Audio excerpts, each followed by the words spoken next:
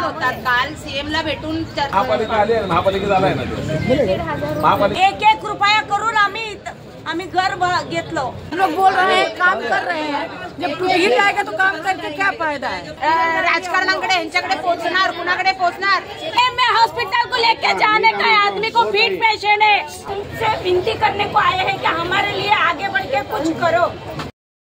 आपको एक चीज दिखाने की कोशिश कर रहा हूँ कि हमारे पीछे में आप देख सकते हो लिखा है यहाँ पे एक बार फिर से भाजपा सरकार लिखा हुआ, और इसकी हालत भी देख सकते हो. और यहाँ पे जो है राजानाइक अप्पा आमदार जो है उनका कार्यालय है. और मेरे पीछे आप देख सकते हो कि बहुत सारी लेडीसें यहाँ पे इकट्ठा हुई हैं. तो नमस्कार, जय हिंद, जय भारत. मैं विनोद यादव, PSK न्यूज में आप सभी का बहुत बहुत स्वागत है. क्यों लोग इकट्ठा हुए, क्या कारण है, किस वजह से आए हैं, इसकी जानकारी, पूरी जानकारी लेकर हम आएंगे. और चैनल पे नए हैं तो सब्सक्राइब करें, लाइक करें, कमेंट करें और वीडियो को ज्यादा से ज्यादा शेयर करें. चलिए मिलते हैं, आखिरी में लोगों से बातचीत करेंगे और राजानाइक अप्पा से भी बात करने का प्रयास करेंगे. क्या होता है और क्या खबरें निकल के आती हैं, तब तक बने रहें और देखते रहें PSK न्यूज. आप कहेंगे ओनर लोग को पकड़ लो, तो लेकिन ओनर कौन है? सीताराम गुप्ता और अजय शर्मा. बराबर है. आपको ही वो मालूम है ना. आप उसके लिए FIR दाखिल किए आज तक? पहले से मालूम ही नहीं. अभी मेरे अभी आप लोग FIR को दाखिल करने के लिए लोग, मैं देखो एक कानून मामला है, मैं सब आपके सामने नहीं पेश करना चाहता हूँ. करना है तो गुनाह है. मैं मेरी तरफ से जो हेल्प होएगा वो आपको हेल्प कर रहा हूँ. मेरी पूरी ताकत आपका काम करने के लिए मैं लगा रहा हूँ. मेरे प्रयास रहेंगे. मैं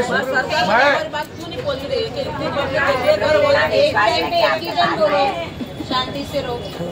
अभी आता आमच्याकडे नोटीसी लागल्यात परवाच्या तोडणार म्हणून. आता त्याच्यासाठी काय आम्ही करायचं सांगा. तुम्ही काय करायचं, मी काय करायचं ते मी करतो.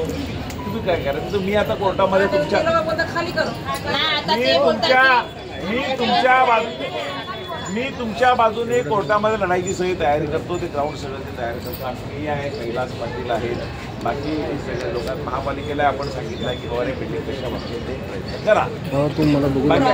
करा ते बरोबर आहे सर. तुम्ही बोलताय तुम्ही तुमच्या जागेवर बरोबर, मी माझ्या जागेवर. हो ते बरोबर आहे, पण आता ते आमच्या समोर बुलडोजर उभा राहिल्यावर आम्ही काय करायचं. मी काय करायला पाहिजे सांगा.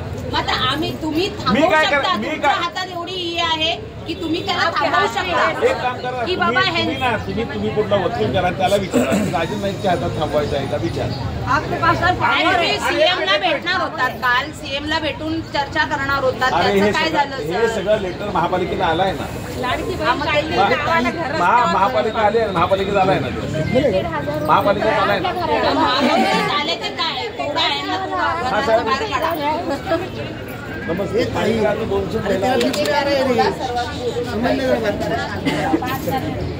इधर से लेना, फिर क्यों बीच में डाला?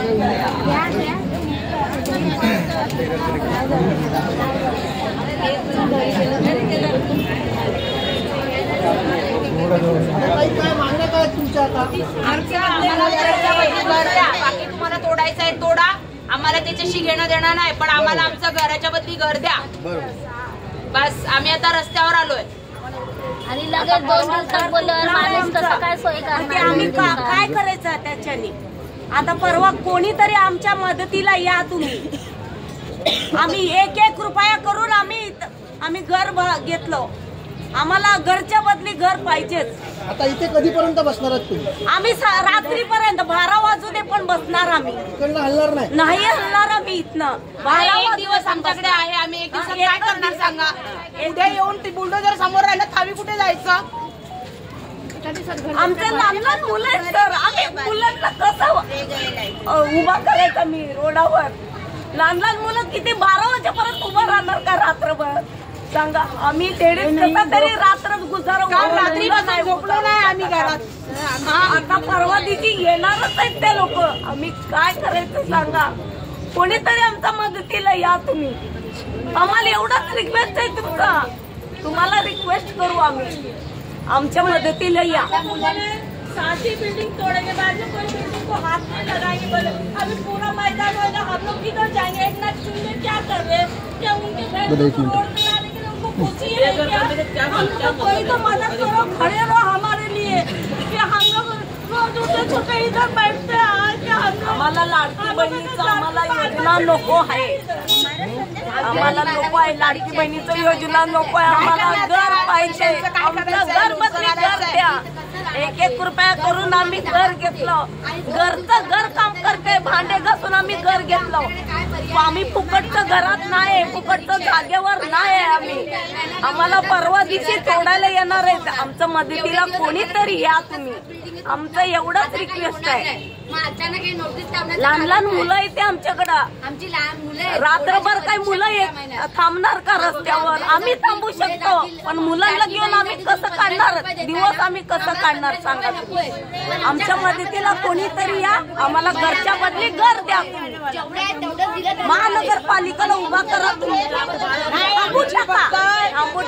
फक्त एकच अपेक्षा आहे, आम्हाला आमच्या घराबदली घर द्या, आम्हाला बाकी काही नको। आणि जोपर्यंत हा मुद्दा संपत नाही तोपर्यंत आम्हाला आमच्या घरातून बेघर करू नका, बस। लटका है और सब लोग बोल रहे हैं, काम कर रहे हैं, जब टूट ही जाएगा तो काम करके क्या फायदा है? टूट जाएगा तो काम करके क्या फायदा है? आप ही लोग सोचो।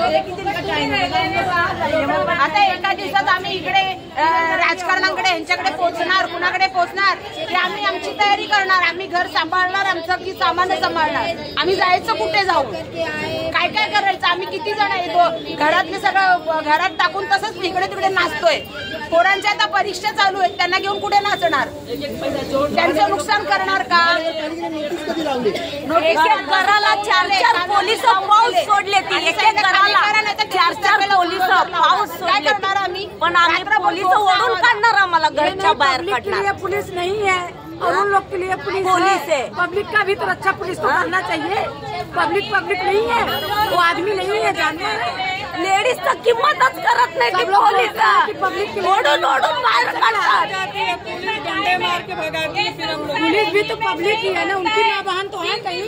का संसार है उधर, एक दिन हम लोग घरों से लाएंगे, क्या बच्चे को पढ़ाएंगे, क्या काम धंधे पे जाएंगे, क्या गेम में हॉस्पिटल को लेके जाने का आदमी को फिट पेशेंट है, यहाँ हॉस्पिटल भी नहीं है, हॉस्पिटल भी नहीं है, कुछ भी नहीं है। हमारे आदमी को फिट पेशेंट को, कल मेरे को फिट पेशेंट को MRI करने जाने का हिसाब हम लोगों ने 10-10 लाख में भरे ले पैसा, हम लोगों ने फुकट नहीं लेके झोपड़े। अभी तुम लोग ने ना पहले गांव में तुम लोग सड़क को रहते थे, उन लोगों को भी दिए, रेलवे वालों को भी दिए, तो हम लोग पैसा भर के दिए, तो तुम लोग कुछ नहीं कर सकते क्या? अरे हम लोगों की फरियाद सुनो साहब, हम लोगों की फरियाद सुनो साहब। हम लोग बहुत गरीब है, 10-10 लाख रुपए डाले साहब, हम लोगों ने हमारे चौल का रूम बेच के डाले। अब मेरे भाड़ा भरने की ताकत नहीं है, हमारे बच्चे जान जवान है। एक दिन में घर नहीं मिलता साहब, एक दिन में घर नहीं मिलता, बस। अरे 2 दिन में कैसा घर मांगेंगे हम लोग? भाड़ा भरने की ताकत नहीं हमें साहब। सोचो जरा, कोर्ट वाले का फैसला है, लेकिन मोदी जी हम लोगों के लिए कुछ कर सकते ना? हम भी तो गरीब है ना, जनता बम्बई की जनता ना अमीर नहीं रहती है। हम लोग घर के काम करके पाल रहे बच्चे, हमारे 10,000 रुपए पगार है कंपनी में, ज्यादा नहीं है। वसई में 10,000 के ऊपर नहीं मिलता। 300 रुपए में क्या क्या करेंगे हम लोग? हाँ, बिजली का बिल भरेंगे, पानी नहीं हमारे पास, सड़क नहीं हमारे पास, हमारे बच्चे अनाथ जैसे रहते साहब। मेहरबानी करो साहब, हमारे तल बहुत बुरी है, हम लोगों को नींद नहीं आ रही साहब। 15 साल से हम लोग बहुत परेशान है, वहाँ पानी नहीं, बाथरूम नहीं, शौचालय नहीं, सड़क नहीं, लाइट नहीं, हम लोग बहुत तकलीफ काट के आए साहब। हमको नहीं मालूम था ये रोड बीडिंग क्या है साहब। ये पहली बात तो रोड बीडिंग का रपड़ा हटा ही दो तुम लोग। ये 3 शहर है, वसई महानगर पालिका के इधर से ये 3 जो है अपने, ये इधर से रोड बीडिंग का लफड़ा हटा दो। अपन बॉम्बे में झोपड़ा भी खरीदते तो अंधे लोग भी खरीदते, हम लोग वहां से रह के आए ले 100 साल से, चौल बनी, बिल्डिंग बने, वहां से बेच के आए साहब। नको हम लोगों को तराश दो साहब, हम तुम्हारे पाँव पड़ते हैं, हम सब महिला तुम्हारे पाँव पड़ते हैं साहब, हमको हमारा घर दे दो। हम लोग कुछ नहीं चाहते। हम लोग को बोले 7 ही बिल्डिंग तोड़ेंगे, उसके बाद में बिल्डिंग नहीं तोड़ेंगे, फिर पूरी बिल्डिंग तोड़ने का नोटिस आया। हम लोग कहाँ जाएंगे? हम लोग गरीब 10,000 नहीं है डिपॉजिट के लिए, हम लोग डिपॉजिट देंगे, हम लोग बाहर पड़ सकते के पास हम लोग विनती करने को आए हैं कि आप हमारे लिए कुछ करो, हमारे लिए खड़े रहो। वो बहुत आए, 1 नंबर पे राजन नायक साहब बहुत आए। हमारे आमदार खासदार यही है, हमारे राजन नायक साहब रोड नंबर 1 पे आए हैं और हम लोग आज उनसे विनती करने को आए हैं कि हमारे लिए आगे बढ़ के कुछ करो। आपण काय सांगाल आता 41 इमारती पुन्हा तोडण्याचे आदेश जे आहेत ते न्यायालयाच्या प्रमाणे महानगरपालिकेने त्याला पुन्हा एकदा नोटीस दिली, काय भूमिका असणार आहे तुमची? सुप्रीम कोर्टाच्या आदेशाप्रमाणे महापालिका कारवाई करतं। ह्या बिल्डिंगीचा इतिहास या नागसोपारा शहरातील सगळ्यांना माहिती आहे। बिल्डिंग कोणी बांधल्या, केव्हा बांधल्या, सत्ताधारी कोण होते, लोकप्रतिनिधी आमदार कोण होते, हे सगळं इथल्या जनतेला माहिती आहे। मी आता 23 नोव्हेंबरला आमदारकीच्या निवडणुकीचा रिझल्ट लागला आणि त्यानंतर आमदार झालो। मी माझ्या परीने माननीय प्रिन्सिपल सेक्रेटरी UD यांच्याशी असेल, गुप्ता साहेबाशी माझा मुलगा गेले, त्यांच्याशी चर्चा केली, ॲडव्होकेट आहे तो, आणि ह्या संदर्भात काय करता येईल ह्या महापालिकेलाही त्यांनी पत्र दिलं आहे। महापालिका त्यासाठी काम करते। बिल्डिंग वाचवण्याचा आमचा हेतू आहे। सुप्रीम कोर्ट आणि हायकोर्ट आणि सुप्रीम कोर्टाचे ह्या संदर्भात आदेश आहेत, त्यामुळे कायद्याच्याच चौकटीत राहून जे काय करता येईल ते करण्याचा मी प्रामाणिकपणे प्रयत्न करतो आहे। आजही सकाळी आमची त्या संदर्भात चर्चा झाली, कसं काय करता येईल, बिल्डिंग कशा प्रकारे वाचवता येईल, हे सगळं आम्ही प्रयत्न करतो आहे। आपण तुम्ही जी बैठक घेतली 4 दिवसापूर्वी, त्याच्यामध्ये खासदार तुम्ही, अग्निसेनेचे कैलास पाटील होते, मग तुम्ही ज्या गोष्टीची मागणी केली होती, एक पत्र तुम्ही मागितलं होतं की आरक्षण हटवण्यासंदर्भात, दुसरा एक तुम्ही विषय त्याच्यामध्ये असाही मांडला की एकीकडे STP प्लांटसाठी ती जागा हवी आणि STP प्लांटसाठी ऑलरेडी दुसऱ्या जागेवरती टेंडर भरण्यात आलेलं, मग त्या संदर्भात तुम्ही भर दिली? आम्ही त्या बैठकीमध्ये हे जे आपण विषय सांगितले त्या संदर्भात चर्चा केली। महापालिकेने तिथे कॅपिटल मॉलच्या शेजारी कुठेतरी एक STP महापालिका बांधत आहे, त्याचं टेंडर निघालायचं आहे। महापालिकेच्या अधिकाऱ्याने त्या दिवशी सांगितलं, तर आम्ही महापालिकेला सांगितलं बाबा असं तुम्ही लिहून द्या की बाबा रे आम्ही STP दुसऱ्या ठिकाणी शिफ्ट करतो, आम्हाला ह्या जागेची जरूर नाही। पण महापालिकेने तशा प्रकारे काही लिहून दिलं नाही। आम्ही विचारणा केलेली त्यांना, महापालिकेने तशा प्रकारचं काय लिहून दिलं की अधिकृत, आता त्यांची काय अडचण असेल ती बघू आम्ही, तर ते असं का करतात, कारण कागदपत्र आम्हाला ते मिळालं, असं का करतात जाब महापालिकेला निश्चितपणे विचारू।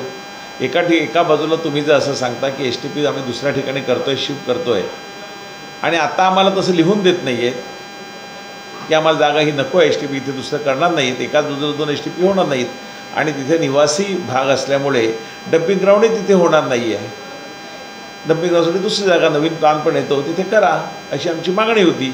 तसं कोर्टाला सांगितलं, कोर्टाला माननीय कोर्टाला जर विनंती केली, कोर्ट ऐकेल का आपण प्रयत्न करायला काय हरकत नाही।